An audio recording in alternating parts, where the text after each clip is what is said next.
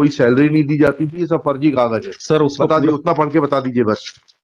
Sir नाराज ना हो, हाँ, नाराज नहीं हो कृपया, रहे, मैंने बस आपके बताइए। आंसर ही, आपके सवालों का पढ़िए, जवाब ही दे रहा हूँ। कहाँ सर है? यूट्यूब में चलता है, हाँ, यूट्यूब में आता है, चैनल आता है। Please now don't waste time. I am not, आज भी ये पब्लिश होगा, सब कुछ होगा, और उसमें ये आएगा कि हम लोगों को पूरी तरीके से विलन बना दिया जाएगा। ये ठीक है, चलिए। और उसमें हमको देख के, हम उसको कोई भी सोशल मीडिया में देखा, उसके बाद उन्होंने कॉल किया, क्यों पिताजी को बीमार कर रहे हो, वास्तविक स्थिति जाने बिना कि वाकई में वो बीमार है, वो एडमिट थे, उनका इलाज चल रहा है, उनकी सर्जरी ड्यू है। चलिए, अगला केस करने दें कि जाएं? सर मेरा निवेदन, दूसरे वकील साहब का केस करें कि नहीं करें? सर आप बिल्कुल करिए, मेरा निवेदन ये है, जो प्रैक्टिस की बात कही गई है उसको भी हटाया जाए साहब जी। किस ग्राउंड पे है अपील? बताइए। जी सर।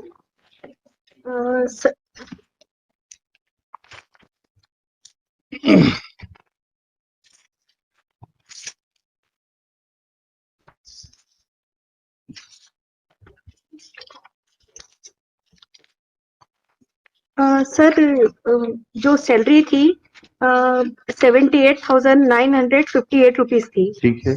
जो भोपाल में उसके जो रिजल्ट दिया गया सर, वो 31,583 रुपीज के बेस पर दिया गया। ऐसा क्यों माना उन्होंने? तो सर जो सैलरी मेन थी, उस सैलरी स्लिप जो फॉर्म नंबर 16 थे 2008 से लेके 2000।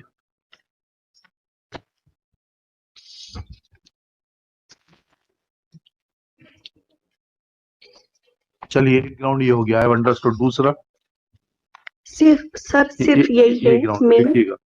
जैसे आपको कुछ कहना है? जी जी। Now kindly see my lord the evidence of, इन्होंने जो form 16, sir the date of loss is 25/11/2013। 25/11/2013 the date of loss. हाँ, ठीक है सर। फिर इसके अलावा इन्होंने फॉर्म 16 लगाया हुआ है, that is at page, that has been marked as exhibit P20, P21, P20 and P22। Form 16 लगा हुआ है ये। जी, अब आप इसमें देखें सर, ये 2008-2009 का है। हाँ, एक्सीडेंट की डेट क्या है? 25/11/2013। 25/11/2013 जी। 25/11/2013 जी। हाँ, क्या है उसमें? 2008-2009 का है ये। इससे कोई मतलब नहीं सर है, मैं बता रहा हूँ सर। हाँ। फिर उसके बाद दूसरा जो लगाया है 2009-2010 का लगाया है। हाँ। तीसरा लगाया है 2010-2011 का। ठीक है। Now kindly see exhibit P10, that is the appointment letter. ये जो अपॉइंटमेंट लेटर है, ये 3 अगस्त 2011 का है, जिसमें ये लिखा हुआ है कि मिनिमम 3 साल के लिए आपको अपॉइंट किया जा रहा है, या जब तक आपका प्रोजेक्ट खत्म नहीं होता है तब तक। अच्छा। तो ये जो पहले के इन्होंने लगाए हुए हैं 16A is no way concern with this particular document. Now the witness who have been examined for proving the salary is PW2 Vishwajeet Pandey. पढ़िए उनके एविडेंस पढ़िए। जी, मुख्य परीक्षण से पढ़ रहा हूं मैं। BSCPL कंपनी में सुपरवाइजर के पद पर पदस्थ हूं। आज मैं अपने साथ, रुक जाइए, वहां पहुंचने दीजिए। जी। विश्वजीत पांडे। हाँ जी, मैं BSCPL कंपनी में सुपरवाइजर के पद पर पदस्थ हूं। आज मैं अपने साथ में शैलेंद्र कुमार शर्मा के वेतन संबंधी दस्तावेज लेकर आया हूं। शैलेंद्र शर्मा सो कंपनी में सीनियर इंजीनियर हाईवे में कार्यरत थे। उनकी नियुक्ति 2/5/11 को इंजीनियर के पद पर हुई थी। नियुक्ति प्रदर्श भी 10 है। शैलेंद्र शर्मा को ग्रॉस सैलरी प्रतिमाह 78,958 रुपए थी। सैलरी स्लिप P11, 12, 13 लगायत 15 है। वेतन में से TDS एवं प्रोविडेंट राशि काटी जाती थी। फॉर्म 16 प्रदर्श P20 लगायत 22 है। आज मैं अपने साथ में नियुक्ति पत्र, सैलरी स्लिप एवं फॉर्म 16 के दस्तावेज लेकर आया हूं। सैलरी स्लिप प्रदर्श P27 लगायत 29 है। शैलेंद्र शर्मा जी की पदोन्नति होती रहती थी। शैलेंद्र यदि जीवित रहते तो भविष्य में उनकी पदोन्नति होती। Now the cross examination is important. यह कहना सही है कि अधिकरण से आज साक्ष्य हेतु जारी सम्मन मेरे नाम अथवा पदनाम से जारी नहीं है। ठीक है। यह कहना सही है कि मैं अपने साथ उक्त कंपनी की ओर से साक्ष्य प्रस्तुत करने हेतु अधिकार पत्र अपने साथ नहीं लाया हूं।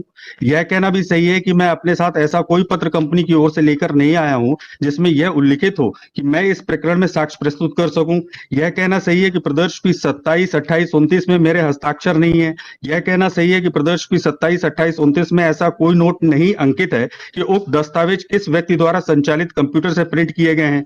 मैं अपने साथ, ठीक है, समझ गए। अब आपने क्या एविडेंस लीड करी जी, कि कितने कमाते थे? काइंडली आपकी एविडेंस बताइए। जी। आ जाइए। Now he has been examined आप प्रवीण बड़वेलीकर, क्या है ये Praveen Badwelekar? Witness on behalf of the insurance इस कंपनी। पे इन्होंने क्या कहा इनकम के बारे में?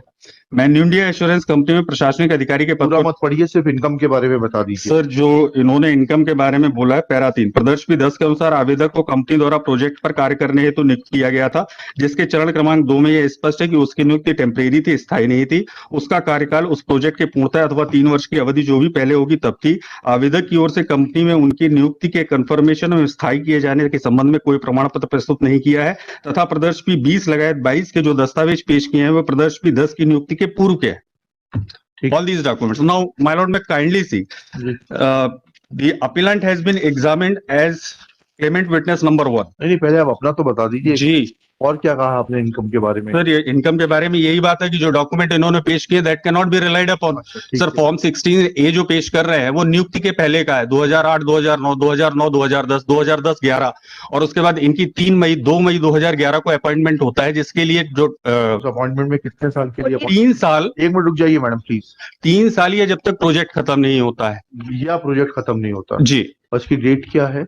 ये इनको रेट्रोस्पेक्टिव इफेक्ट से इनको मिला हुआ था अपॉइंटमेंट ऑर्डर, अगस्त 2011 का है। हाँ। और इनकी नियुक्ति की गई थी मई 2011 से। मई 2011 से मई 2012, मई 2013, मई 2014 आएगा। नाउ कब हो गई?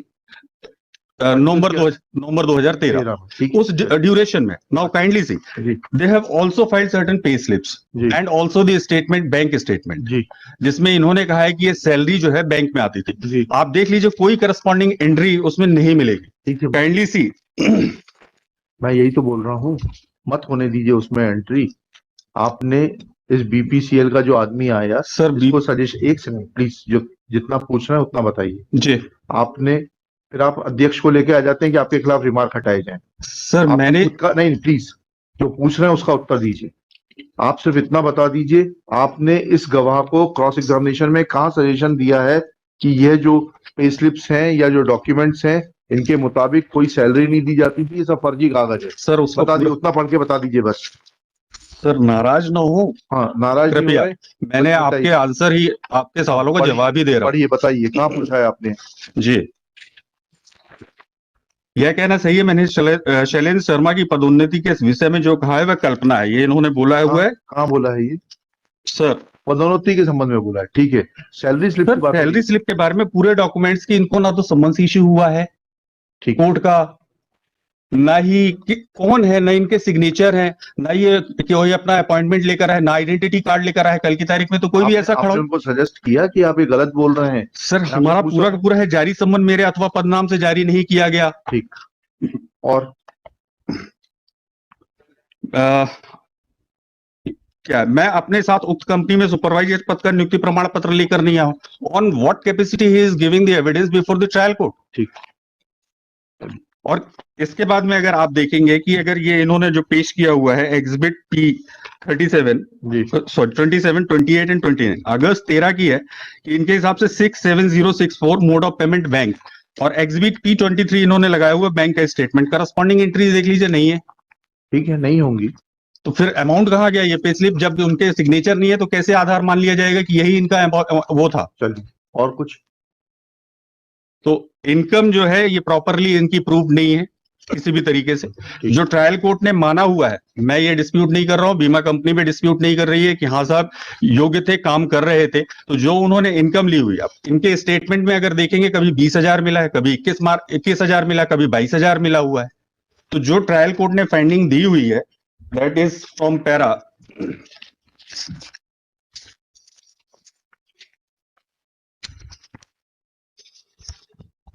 14 onwards. जी, That is, my submission is that is correct finding.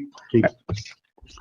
वर्तमान प्रकरण में न्यायाधीश सरला वर्मा में एवं अन्य विरुद्ध Delhi transport corporation so and so के पैरा 21 में 46 से ये है। फिर उसके बाद में आगे है, आवेदक गण के अभिवेचन के अनुसार मृतक की आय लगभग 75,000 रुपए प्रतिमाह थी। प्रदर्श भी 10 दस्तावेज के अनुसार मृतक की gross salary so and so थी, जिसमें मूल वेतन और डीए मिलाकर 26,312 रुपए निश्चित वेतन था और अन्य भत्ते 27 रुपए दर्शित हो रहे थे। विद्वान बीमा कंपनी के अधिवक्ता के तर्क के अनुसार उक्त अन्य भत्ते विवरण न साबित किए जाने के कारण नियमित आय के रूप में मान्य किए जाने करने योग्य नहीं है, those have also not been proved. ठीक है। क्योंकि निजी कंपनी द्वारा अपने कर्मचारियों के कार्य प्रदर्शन के आधार पर उन्हें उत्साहित करने के लिए अच्छा कार्य करने पर अन्य भत्ते या प्रोत्साहन राशि दी जाती थी, जो खराब कार्य करने पर नहीं मिलती। प्रदर्श P 10 व अन्य दस्तावेजों में उक्त अन्य भत्तों व विवरण न दर्शाए जाने के कारण उक्त तथ्य विश्वसनीय प्रतीत होता है। उल्लेखनीय है कि प्रदर्श P 11 दस्तावेज के अनुसार मृतक की वर्ष 2011-12 में संपूर्ण वेतन 71,780 रुपया हो गया था, जिसमें मूल वेतन DA 28,712 था। मृतक को प्राप्त होने वाला ARA, ट्रांसपोर्ट और CEA भत्ता गणना में प्रयोग नहीं किया जाएगा, क्योंकि साक्ष्य स्पष्ट है कि उक्त राशि मृतक द्वारा अपने परिवार से अलग रहने के कारण स्वयं के एकल निवास, आवागमन आदि पर स्वयं खर्च की जाती थी और वह उत्तराधिकारीगण को प्राप्त नहीं होती थी। अन्य भत्तों के विवरण साबित न होने के कारण उपरोक्त कर के प्रकाश में क्षतिपूर्ति की राशि की गणना में उपयोग नहीं किया जा सकता। प्रदर्श P 10 के A से A भाग में यह लिखा हुआ है कि मृतक को न्यूनतम 30 वर्ष तथा अधिकतम संबंधित प्रोजेक्ट के समाप्त होने तक नौकरी करनी थी। अतः यह स्पष्ट है कि उसका कंफर्मेशन नहीं हुआ था। प्रदर्श P 12 दस्तावेज के अनुसार मृतक का मूल वेतन और क्या ग्राउंड है आपका? जी और क्या ग्राउंड है आपका? सर, मेरा ग्राउंड तो मैं रिस्पोंडेंट हूँ इसमें, मैंने अपील तो की नहीं है इसमें। ठीक है, चलिए।